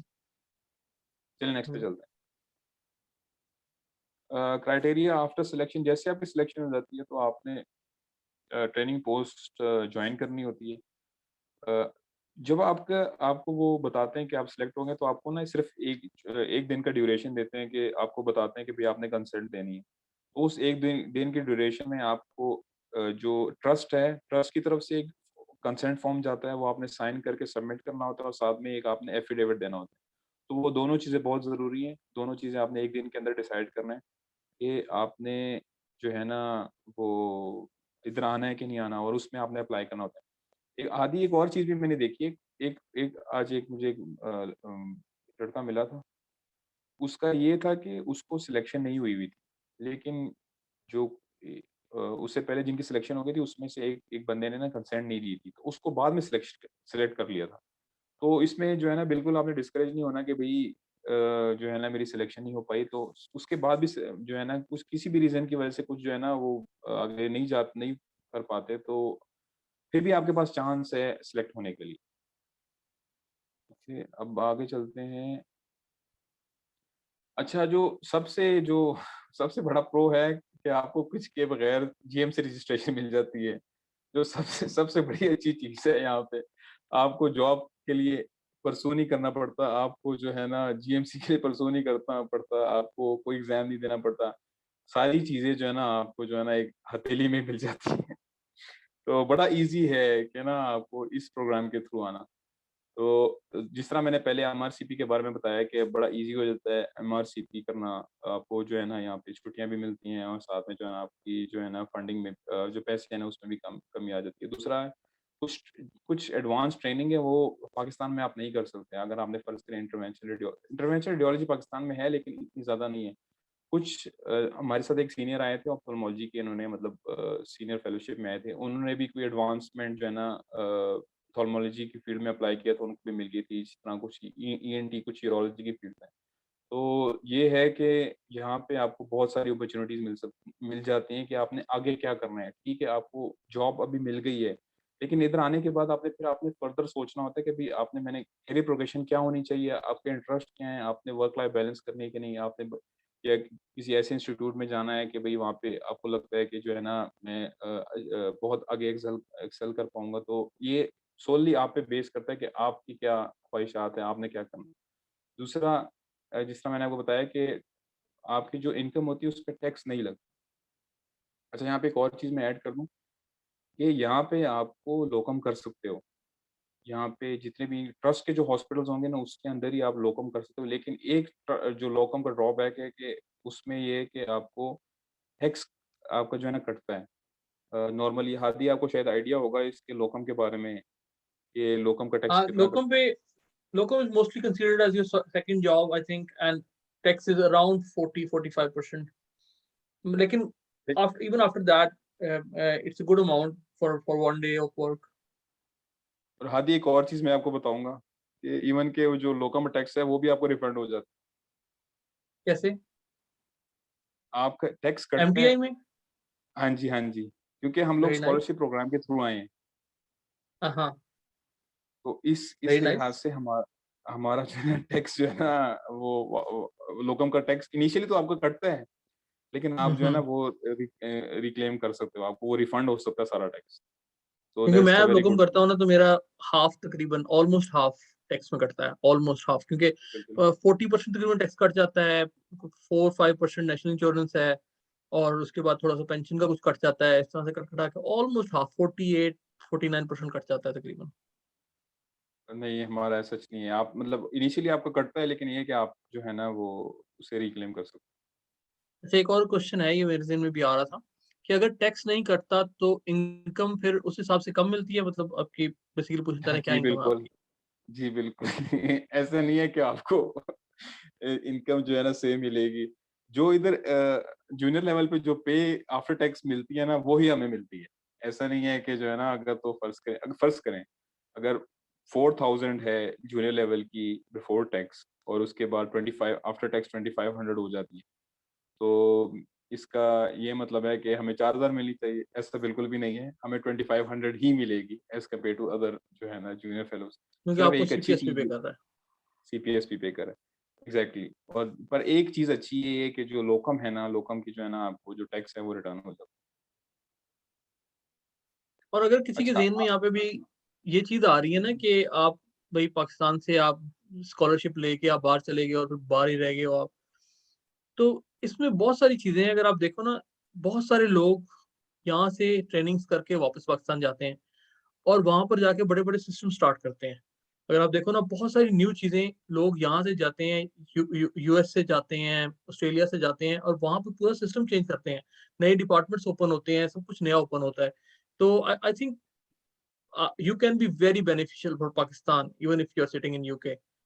It all depends अभी on आप you. बड़ी बहुत अच्छी बात की है। अभी लास्ट मंथ में ना, क्योंकि जब यहाँ पे जो समर सीज़न होता है तो अक्सर जो है ना लोकम कंसल्टेंट पाकिस्तान से आते हैं। तो पाकिस्तान से काफ़ी कंसल्टेंट आए हुए थे यहाँ पे। वो कंसल्टेंट थे जिन्होंने सीसीटी कंप्लीट की थी यहाँ पे, अपनी यहाँ पे सिटीज़नशिप ली थी और पाकिस्तान वापस चले गए थे, अब वहाँ पे उन्होंने स्टार्ट किया। तो यहाँ पे एक पेशावर से थी डॉक्टर इरम, उन्होंने यहाँ से मतलब कोई 1 एंड हाफ ईयर बैक यहाँ से जो है ना मूव कर लिया था पाकिस्तान, और वहाँ पे उन्होंने अपना डायलिसिस सेंटर खोला है। तो ये पेशावर जैसे इलाके में जहाँ पे बहुत कम है डायलिसिस सेंटर ना, Hmm. तो ये बड़ा अच्छा बेनिफिशियल है। दूसरा ये कि वही है कि अप्रेज़ल के लिए जो है ना वो आते हैं यहाँ पे, 1 महीना काम करते हैं, यूके का वेदर एन्जॉय करते हैं, अच्छा खासा पैसा कमाते हैं और फिर वापस चले जाते हैं। तो गर्मियों में आप ये सब बहुत अच्छी चीज़ है कि मतलब यहाँ पे ठीक है, आपने यहाँ पे सर्व किया, लेकिन अल्टीमेटली जो है ना आपने वापस जाके जो है ना अपने लोगों को सर्व करना। और उसमें एक और चीज़ है कि इवन हमारे एएमटीएच में आरएफ मेमोरियल में भी ऐसे लोग हैं।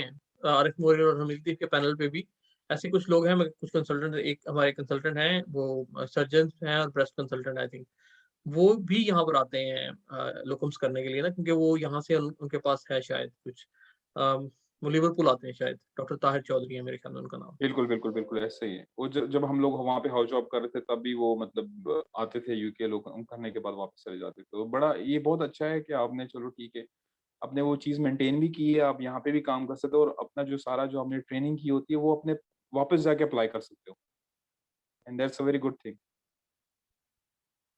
अच्छा, यहाँ पे अगर तो आपके मतलब बीवी बच्चे हैं, तो आप जो है ना डिपेंडेंट वीज़ा पे आ सकते हैं। यहाँ पे जो है ना बड़ा ईज़ी हो जाता है, और जो सबसे बड़ी चीज़ देखी है मैंने कि जो आपके जो ट्रस्ट होते हैं, जो ट्रस्ट है, जो जिन्होंने सारा जो कोऑर्डिनेटर होता है, वो आपको बहुत हेल्प करते हैं।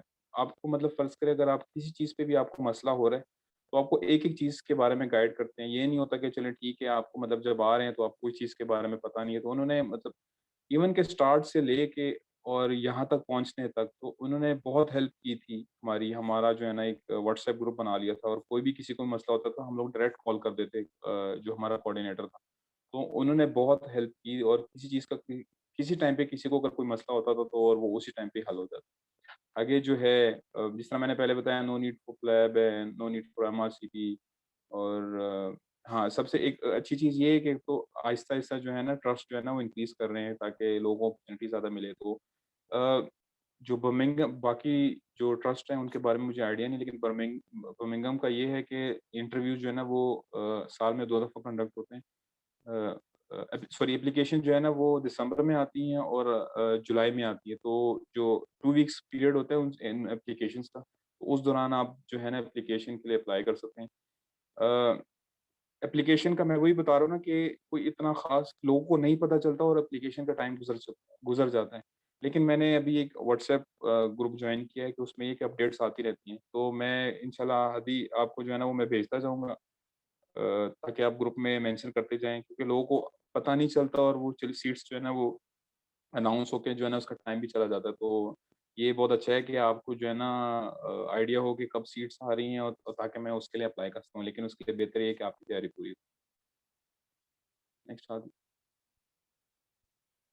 अच्छा, प्रोज में जिस तरह मैंने आपको पहले बताया था कि आपने बॉन्ड साइन करना है, एफिडेविट साइन करना है। अ, अब जो अभी यहाँ पे जो पुराने आईटीएफ हैं अ, वो तो अक्सर उसमें से वापस जा रहे हैं, कुछ नहीं भी जा रहे हैं, ये पर्सनल चॉइस होती है, इसमें कोई वो नहीं है। अब उन्होंने ये किया है कि जिनके 2 साल पूरे हो जाएँगे, वो वापस आने के बाद जो है उनको एग्ज़िट, जो आधी एग्ज़िट स्टैंप होती है, जो वो पासपोर्ट पे लगती है, वो उन्होंने शो करानी है वहाँ पे। शो करानी है और फिर सीपीएसपी को सेंड करनी है। वो क्या चीज़ है? एग्ज़िट क्या चीज़? जब आप एग्ज़िट करेंगे 2 साल के बाद अच्छा, यहाँ से, जो आप तो एग्ज़िट आपने वो करते हैं स्टैंप। एयरपोर्ट से? हाँ जी, हाँ जी। तो एग्ज़िट स्टैंप है ना, वो अब वो सीपीएसपी कह रहे हैं कि वो वो आप लोगों ने दिखानी है। लेकिन मैंने कुछ ऐसे भी देखे हैं कि जो पाकिस्तान वापस नहीं जा रहे, उन्होंने अगली जॉब उनको मिल गई है और वो कंटिन्यू कर रहे हैं।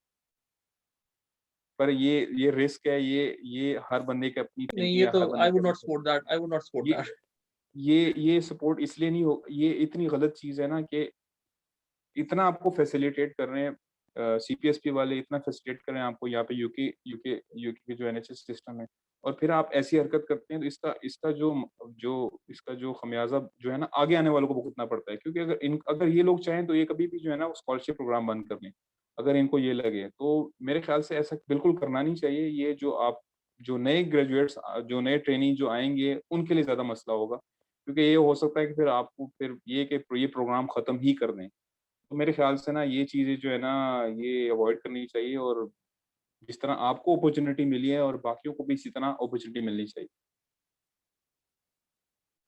अच्छा, ये बड़ी एक अच्छी चीज़ है, your preferred speciality might not be available. अच्छा, इसमें ये सीन भी है कि अगर फ़र्ज़ करें, अगर कोई बंदा पाकिस्तान में एफसीपीएस कर रहा है पल्मोनोलॉजी में, वो भी मेडिसिन के लिए अप्लाई कर सकता है। इसमें ये नहीं है कि मेडिसिन के लिए अप्लाई नहीं नहीं कर सकता। लेकिन उसमें ये होता है कि फिर आपने 2 साल मेडिसिन में गुज़ारने होते हैं। ये नहीं हो सकता कि आपको द 2 साल जो है वो स्पेशलिटी में गुज़ारने होंगे। तो ये एक चीज़ है कि हो सकता है कि आपकी जो डिज़ायर्ड स्पेशलिटी है किसी भी ट्रस्ट में वो ना मिले। तो लेकिन यहाँ पे हैं एक ट्रेनी है, उधर सर्विसेज़ इन्होंने ट्रेनिंग की थी पल्मोनोलॉजी में, तो यहाँ पे आके मेडिसिन की ट्रेनिंग कर रहे हैं। तो ये एक इश्यू होता है कि आपको ना डिज़ायर्ड स्पेशलिटी हो सकता है आपको ना मिले। अच्छा, दूसरा ये कि योर रेज़िडेंसी करियर में हैव सम डिलेज़। ये बिल्कुल ठीक बात है कि इवन कि आप मतलब आपकी ट्रेनिंग कंप्लीट हो जाती है, इधर रह के भी एफसीपीएस की, लेकिन आप जो है ना जूनियर फेलोशिप पे जूनियर लेवल पे काम कर रहे हो, तो ये चीज़ होती है कि भई पाकिस्तान में हम लोग सीनियर लेवल पे काम कर रहे हैं, तो यहाँ पे जूनियर लेवल पे काम कर रहे हैं। तो ये मसला होता है, लेकिन ये भी जो है ना सब्जेक्टिव है, ये हर बंदा यहाँ पे फ़ील नहीं करता। It takes time to get used to the new system environment both at work and outside which can be overwhelming. ये बिल्कुल ठीक है, आपको टाइम लगता है। अभी मेरा ये 3rd मंथ है, तो मुझे भी अभी चीज़ें समझने में टाइम लगता है, कुछ चीज़ें करने में टाइम लगता है। पर ये है कि यहाँ पे तो सपोर्ट बहुत अच्छी है यहाँ पे। क्योंकि जो ऑलरेडी यहाँ पे आईटीएफ पहले से काम कर रहे, तो वो बहुत अच्छा सपोर्ट करते हैं। कोई भी कोई मसला हो, किसी टाइम पे भी हो, तो वो आपको आपका जो मसला है वो हल हल कर देते हैं। अच्छा, दूसरा एक चीज़ ये है कि हम लोग, ये बड़ा कॉन्सेप्ट है कि ठीक है, वहाँ पे जो है ना हम इन्वेसिव प्रोसीजर करते हैं, और यहाँ पे जो है ना आके जिस तरह सर्जिकल पॉइंट ऑफ व्यू से देखा जाए कि वहाँ पे जो है ना इंडिपेंडेंटली आप एपेंडेक्टोमी करते हैं, लेप्रोटमी करते हैं, कोलिसिस्टेक्टमी करते हैं। तो यहाँ पे जो आते हैं जूनियर लेवल पे, तो उनको वो मौके नहीं मिलते जो है इन्वेसिव प्रोसीजर्स करने के लिए। लेकिन ये है कि विद टाइम अगर आप जो है ना उनको अपनी वर्थ शो कराएँ कि आप जो है ना कॉम्पिटेंट हैं, तो अल्टीमेटली वो आपको अलाउ करते हैं। लेकिन इनिशियली जो है ना आपको थोड़ा मुश्किल होता है। तो और यही है कि 2 साल के लिए, 2 साल के बाद जो है ना अपने वापस जाना होता है लाज़मी तौर पे, जितना मैंने आपको पहले बताया। अभी नेक्स्ट कोई क्वेश्चंस हैं अभी? अगर वापस नहीं जाएंगे तो क्या हो सकता है? बहुत अच्छा सवाल है। अभी तक तो ऐसा मेरे मेरे इल्म में कोई ऐसी बात नहीं रही। अ, जब हम लोग आए थे तो हमारा ओरिएंटेशन थी हमारी ऑलमोस्ट 3 वीक्स की ना, उसमें हम लोगों ने मतलब जितना भी सिस्टम है उसके बारे में बताया था। तो उनका सबसे ज़्यादा फ़ोकस यही था कि 2 साल के बाद आप जाएँगे, हर हालत में जाएँगे। अगर आप नहीं जाएँगे तो बहुत सीरियस कॉन्सिक्वेंसेज़ हो सकते हैं। इवन से आपका जो जीएमसी है वो भी कैंसल हो सकता है।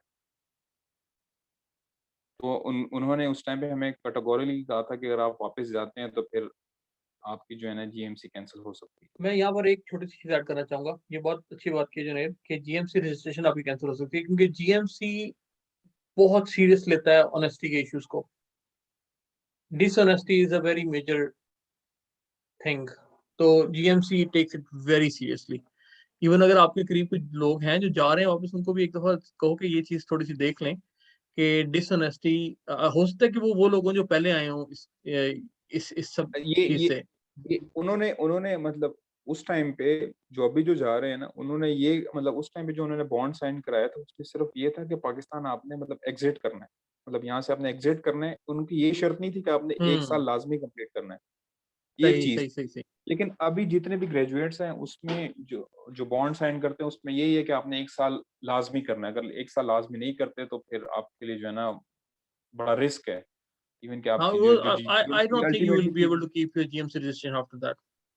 नहीं, नहीं, बिल्कुल भी नहीं, बिल्कुल भी नहीं। और ये इस चीज़ को बहुत सीरियसली लेते हैं और ये इन्होंने हमें जो ज़्यादा फ़ोकस था ना, वो इधर की ट्रेनिंग पे नहीं था, जितना ये फ़ोकस था कि आपने जो है ना, वापस जाके साल गुज़ारना है और फिर आप दोबारा अप्लाई कर सकते हैं। इस पे उनका और फ़ोकस फिर काफ़ी दोबारा ज़्यादा आप था। बहुत सारी जॉब्स अप्लाई कर सकते हैं। देयर आर सो मेनी बहुत जॉब्स। सारी जॉब कर सकते हैं, बहुत सारी और एक चीज़ है हादी, मैं बताऊँगा कि यहाँ पे जो पुराने आईटीएफ है, इवन कि उनको उन्होंने इंटरव्यू मतलब सिर्फ़ अप्लाई किया था और उनको ऑलमोस्ट मतलब अगर 10 जॉब के लिए अप्लाई किया तो उन्होंने 9 की कॉल तो आ गई। कि आपने एक्सपीरियंस गेन किया हुआ और अपने अच्छे ट्रस्ट में काम किया तो आपके चांसेस मतलब ऑलमोस्ट 100% होता है, आपको कहीं पे भी जॉब मिल सकती है। मिल जाती है आराम से, बहुत आसान। जिसके पास जीएमसी एक्सपीरियंस है ना एक दफ़ा यूके का, जीएमसी 6 महीने का एक्सपीरियंस भी है जिसके पास, उसको बहुत ईज़िली जॉब मिल जाती है। और ये प्रेफर्ड स्पेशलिटी नहीं मिलेगी वाली बात समझ नहीं आएगी कुछ लोगों को। प्रेफरेंस स्पेशलिटी में वही है ना कि कुछ कुछ कुछ स्पेशलिटीज़ हैं, मैं डिपेंड करता है ट्रस्ट पे। जिस तरह जो हमारा ट्रस्ट है ना, उसमें पीड्स नहीं है। इस बर्मिंघम ट्रस्ट हॉस्पिटल में जो है ना पीड्स सिर्फ़ एक ही हॉस्पिटल में है, वो है सॉलिहुल हॉस्पिटल में। उसमें भी जो है ना वो आपको सीनियर लेवल पे लेते हैं, जूनियर लेवल पे नहीं लेते। तो अगर किसी की इंटेंशन हो कि भई मैंने बर्मिंघम जाना है, तो उसके लिए मुश्किल हो जाती है। और ऑप्थेल्मोलॉजी की भी जो है ना, बहुत कम ट्रस्ट हैं जिसके लिए जूनियर लेवल पे सीट्स होती हैं, सीनियर लेवल पे जूनियर लेवल पे सीट्स नहीं होती, सिर्फ़ सीनियर लेवल्स पे सीट्स होती हैं। उसमें फिर ये होता है कि अगर एक ट्रस्ट के अंदर 4 या 5 हॉस्पिटल हैं, तो फिर वो उसी ट्रस्ट में रोटेट होता है। उसमें कोई ये नहीं होता कि जो है ना किसी स्पेसिफिक ट्रस्ट में काम करना होता है। जिस तरह मैं यहाँ पे एज़ अ मेडिसिन जो है ना, मैंने यहाँ पे 2 साल यहाँ पे ही कंप्लीट करने हैं। ये नहीं हो सकता कि मैं जो है ना किसी और हॉस्पिटल मुझे रोटेट करेंगे। मुझे ये 2 साल इधर ही कंप्लीट करने हों। और जीपी ट्रेनिंग के लिए जो पूछ रहे हैं, जीपी ट्रेनिंग के लिए अप्लाई करना है तो फ्यूचर में तो MTI is good for that. I think GP training में अगर आपने अप्लाई करना है तो आपको क्या ज़रूरत है आप इतने साल अपने ज़ाया करें, आप सीपीएस पे टाइम ज़ाया करें और आप जो है वो मतलब उसके बाद ट्रेनिंग लेने में टाइम ज़ाया करें, फिर ट्रेनिंग लेके 2 साल ट्रेनिंग करें और फिर यहाँ पर आके 2 साल करके 1 साल वापस पाकिस्तान लगाएँ। मतलब 6-7 साल ज़ाया करने का कोई फ़ायदा नहीं अगर आपने जीपी ट्रेनिंग में जाना है। जीपी ट्रेनिंग में जाना है, सीधा-सीधा अप्लाई करें, यहाँ पर डायरेक्ट पाकिस्तान में बैठ के एमएसआरए दें, यहाँ बैठ के यहाँ पे जीएमसी रजिस्ट्रेशन लें पाकिस्तान से ही और यहाँ पे आके बेहतर है कि 1 साल एसएचओ काम करें और उसके बाद जीपी ट्रेनिंग में जाएँ, लेकिन 3 साल की जीपी ट्रेनिंग है, उसके लिए I do not think you should use MTI pathway. जी, जुनैद। मैं इसमें इसमें कुछ ऐड ऑन करना चाहूँगा। यहाँ पे हुँ, हुँ। कुछ हैं जो पुराने आईटीएफ हैं, जिनका प्लान है आगे जीएमसी में जीपी ट्रेनिंग में जाने के। मैं वही बात आती है कि अपॉर्च्युनिटीज़ काफ़ी ज़्यादा हैं। जब आप इधर आ जाते हैं तो अपॉर्च्युनिटीज़ काफ़ी ज़्यादा है। आपने अगर स्पेशलिटी ट्रेनिंग में जाना है, स्पेशलिटी ट्रेनिंग में जा सकते हैं। अगर आपने मतलब सीजर पाथवे पे जाना है उसमें भी जा सकते हैं। अगर आपने इवन की जीपी ट्रेनिंग भी करनी है तो उसपे भी आपके पास ऑप्शंस हैं। ये नहीं हो सकता कि आप जो है ना इसके बाद, क्योंकि ज़ाहिर-सी बात है जब आप 2 साल गुज़ारते हैं तो हो सकता है आपकी जो है ना वो माइंड चेंज हो जाए कि नहीं ये जो है ना ये सिस्टम मेरे लिए इतना अच्छा नहीं है। हो सकता है कि मैं दोबारा वापस आता हूँ साल बाद, तो मैं जीपी ट्रेनिंग में जा सकता, जीपी ट्रेनिंग में आप बिल्कुल जा सकते हैं, इसमें कोई मसला नहीं है। वो सिर्फ़ आप पे डिपेंड करता है आपने जाना है कि नहीं। लेकिन बेहतर वही है कि जो आपने इतने साल से अगर आपने किसी स्पेशलिटी में आपने काम किया हो तो बेहतर है कि आप उसी स्पेशलिटी में काम करें। लेकिन ये भी है कि आप जो है ना जीपी के लिए भी अप्लाई कर सकते हैं, इसमें कोई मसला नहीं।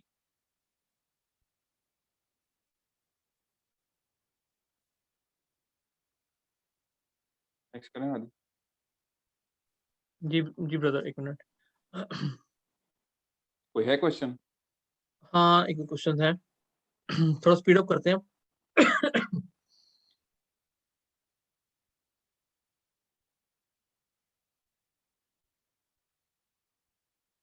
जीपी ट्रेनिंग के लिए अप्लाई करना होगा फ्यूचर में तो अच्छा, वो तो पुराना क्वेश्चन है।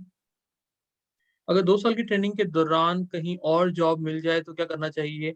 ट्रेनिंग कंप्लीट करना ज़रूरी है। मैं बिल्कुल कहूँगा कि आप अपनी ट्रेनिंग कंप्लीट करें। जी, आपने जो बॉन्ड साइन किया है, जो आपने एग्रीमेंट किया है, वो बिल्कुल। कंप्लीट करें। उसके बाद इवन पाकिस्तान वापस जाएँ, 1 साल लगाएँ, फिर वापस आएँ। Otherwise I do not think you will be able to keep your registration. Even के आप नहीं कर सकते अप्लाई। आपको आप आपकी जीएमसी खत्म हो जाएगी, इतना मैं कह सकता हूँ। और dishonesty is a very big thing for GMC. It's a very big thing, बाकी अल्लाह बेहतर जानता है। और MSRA exam is just an entrance exam. It's like FCPS part 1। So it doesn't qualify you for any registration or anything. Next करें हादी?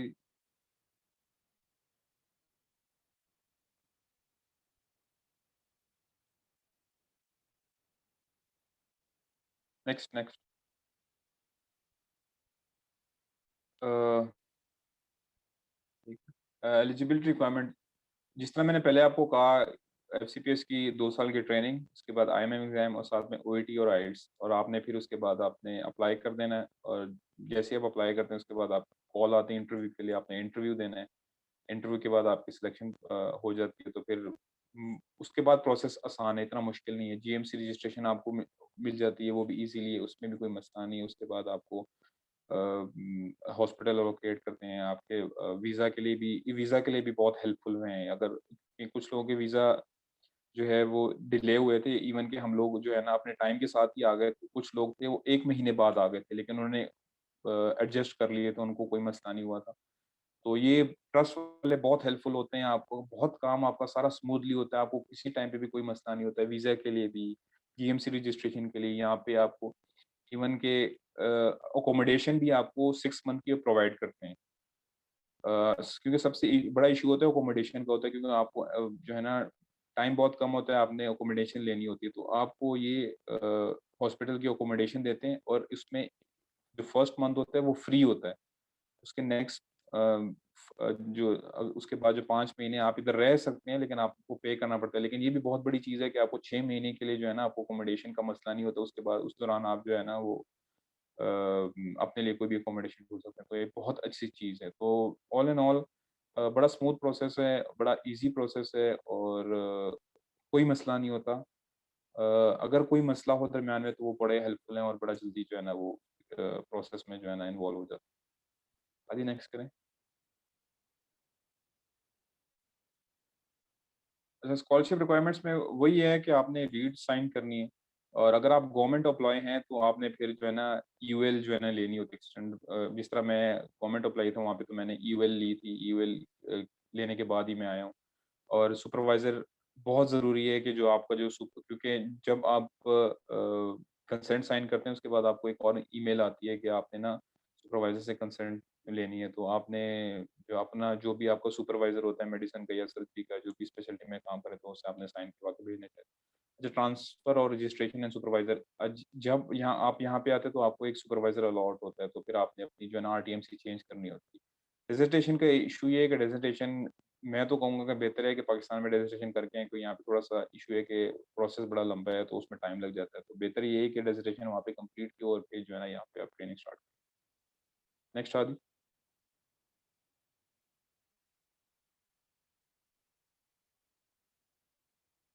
जिस तरह मैंने आपको पहले बताया कि जो जूनियर क्लिनिकल फेलो है वो एसएचओ लेवल पे ही काम करता है, जिसमें और पे जो है वो 30,000 है मतलब आफ्टर टैक्सेस कह लें या फिर कह लें कि फ्री ऑफ टैक्स कह लें तो इतना ही है।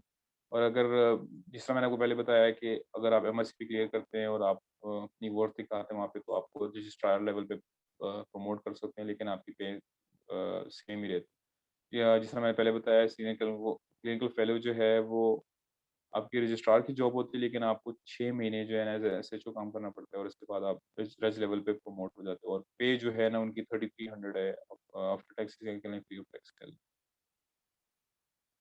Okay, thank you so much. उम्मीद है आपको थोड़ा-सा आइडिया हुआ होगा एमटीए स्कॉलरशिप प्रोग्राम के बारे में। अगर किसी को कोई सवाल है तो ज़रूर कीजिए। Thank you very much, Junaid. I think we have answered most of the questions already. So hmm. if anyone has any more questions, please turn on your mic and ask.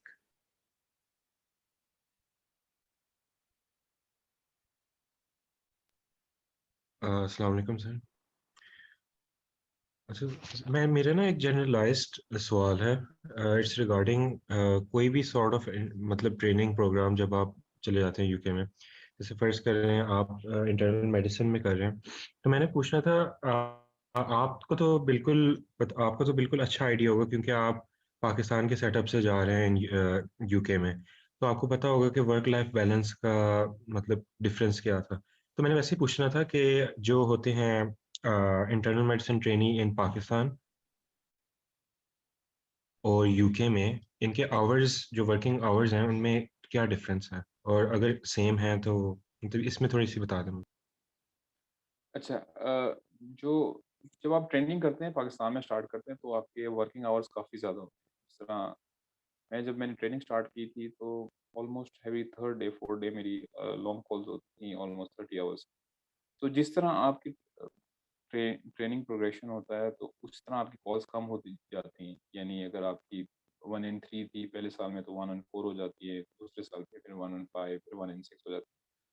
तो जब मैं पाकिस्तान में ट्रेनिंग कर रहा था तो मैं 4th year PG trainee था, तो उस टाइम पे मेरी कॉल्स बहुत कम थी और इवन के मैं कह लें कि रेस्ट तो नहीं काम कर रहा था, लेकिन ये है कि मैं मतलब बाकी जो जूनियर्स थे, जो नए पीजी ट्रेनी आए थे, उनको सुपरवाइज़ करता था। तो ऑलमोस्ट कह लें कि मैं एज़ अ सीनियर लेवल पे ही काम कर रहा था वहाँ पे। तो वहाँ पे ड्यूटीज़ भी कम थी, सीनियर लेवल पे भी काम कर रहा था और रिस्पॉन्सिबिलिटी भी ज़्यादा थी।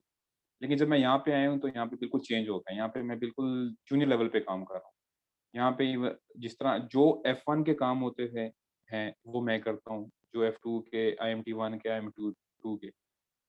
मतलब जिस तरह अगर मैं ईज़ी वे में बताऊँ तो जिस तरह हमने आईवी कैनुले पास करने होते हैं, ब्लड्स लेने होते हैं, पेशेंट क्लार्क करने होते हैं, जॉब्स करनी होती है। तो हमारा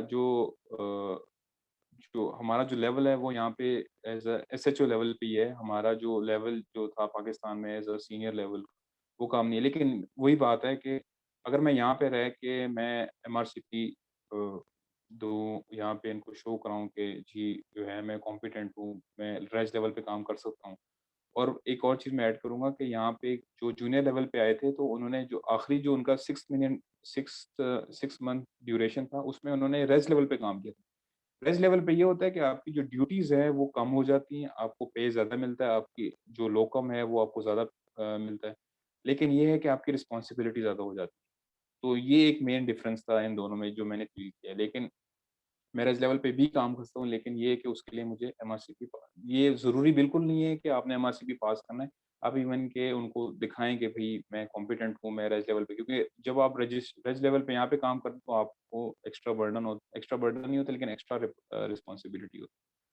तो यही है कि आपको जो है ना यहाँ पे जूनियर लेवल पे काम करना पड़ता है initially.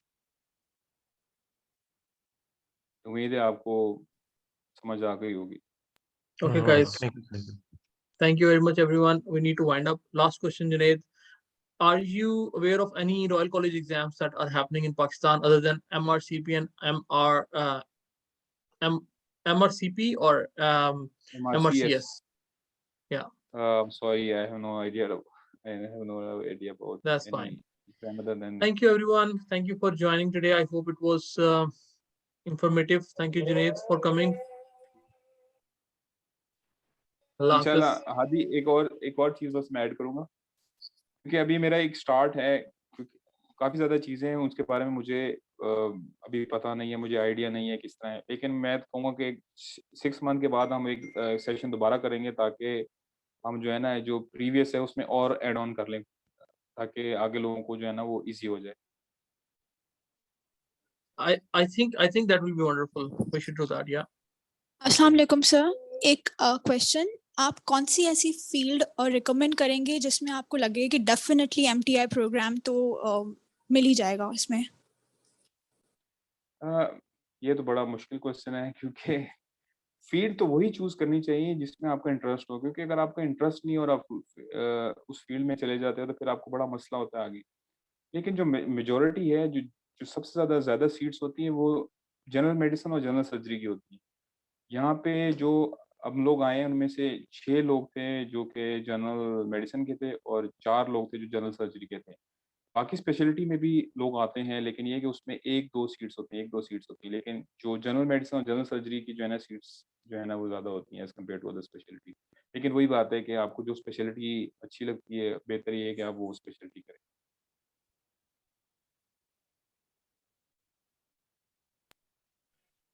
Okay, guys, thank you very much for joining.